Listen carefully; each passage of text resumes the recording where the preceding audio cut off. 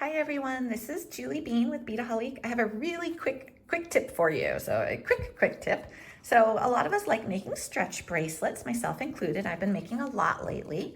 And I recently did a video showing you a couple tools that help, a little twisted wire needle and a bead stopper. So based on that video, I got some people saying, do you pre-stretch your stretch cord? And the answer is yes. So it's a good idea to pre-stretch your stretch cord. And so I want to show you quickly how to do that. So I just cut off the length that I was going to use for a bracelet.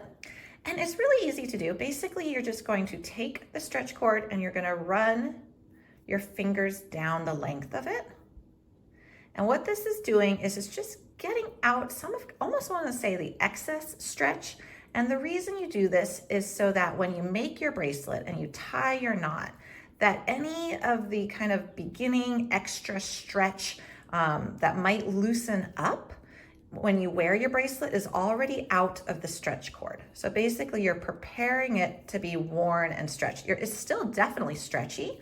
It's still something that is going to be super, like you can see this bounce to it. It's very stretchy and it's going to keep that stretch, but it's almost like when you do a fabric project and you pre-wash your fabrics beforehand just to get the pre-shrink them basically so they don't shrink once you've made your project. It's the same thing with stretch cord. It's always a nice idea to pre-stretch it. So that was it. I also like to just give it a couple little tugs as I put my fingers through it, as I'm pulling it across, and then it's gonna be good to go. So it's not a long process, it's not a hard process.